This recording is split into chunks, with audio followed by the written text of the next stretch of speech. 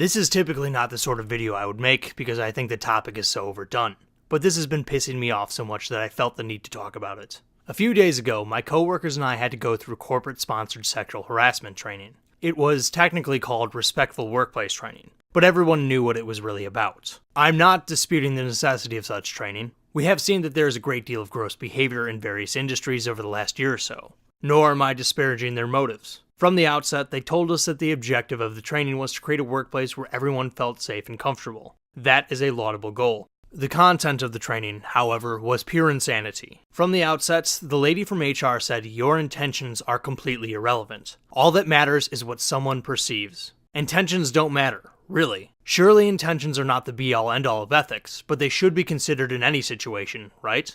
This actually reminded me of something that happened in 2014. Dan Snyder, the owner of the Washington Redskins, was once again facing pressure over the name and logo of his football team. In an attempt to get out of this, Snyder threw money at the problem, founding the Washington Redskins Original Americans Foundation, a charitable organization aimed at helping Native Americans. In response to this, Stephen Colbert wrote the obviously satirical tweet, "I am willing to show hashtag Asian community I care by introducing the Ching Chong Ding Dong Foundation for sensitivity to Orientals or whatever."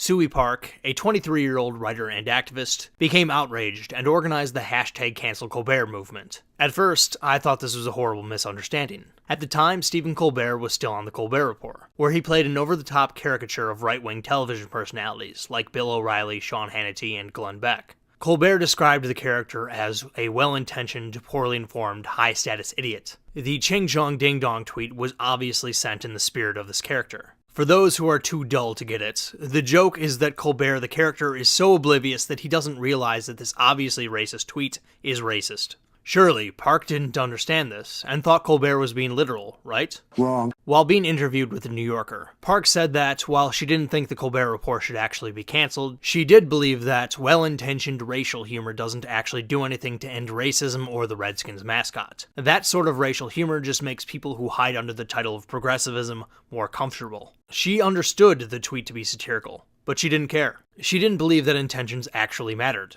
At the time, I thought this was a fluke. Surely most people were not this lost. But now we see, at least at my place of work, which is a huge multinational corporation, that this standard is codified into the sexual harassment policy. Let's consider the folly of this intentions don't matter, only perceptions do approach to things. As is typical with sexual harassment training, we had to react to different hypothetical situations. A male employee brushed his hand against a female employee's breast. He claims that it was an accident. What should be done?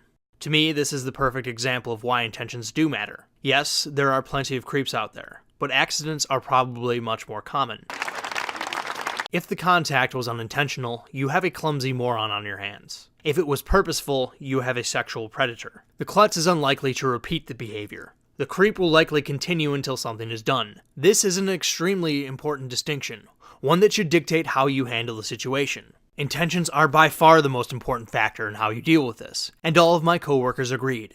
But after we discussed it, the HR lady reaffirmed the corporate position. The only thing that matters is how the employee felt about what happened. If the female employee felt violated or threatened, disciplinary action would be taken, which is fucking insane. The only perceptions matter approach also lends itself to abuse. If harassment is truly in the eye of the beholder, then what's to stop someone from all of a sudden feeling threatened by someone who they don't like? How would the accused defend himself in such a situation? It also lends itself to caprice. What if what someone once considered perfectly normal behavior all of a sudden became intolerable to them? If you try hard enough, you can perceive threatening or harassing behavior in almost any action, meaning that nearly all interactions could potentially end in punishment or termination. This standard will make human interaction in the workplace all but impossible. Netflix, of all companies, has reached the logical conclusion of this. It is now against their corporate rules for employees to make eye contact for more than 5 seconds. And this brings me to the worst part of this approach. It undermines the very goals of the training.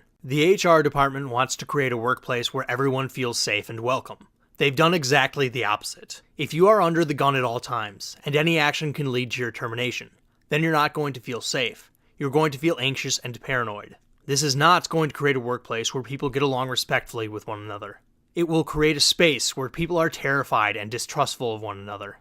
So I want you to consider this. Some people have pointed out that the right wing has all of the power in the country, and hence they're the only ones worth criticizing. It is true that, at the moment, the right holds all of the political power at the federal level. And yes, they need to be held in check when they do stupid shit. But the SJWs are far from irrelevant. They're still enormously influential in the media, in the universities, in the entertainment industry, and yes, in corporate culture. They still have enormous influence over our culture and can use it to ruin people's lives, destroy their reputations, and get them fired from their jobs. In other words, they can still be a huge pain in the ass.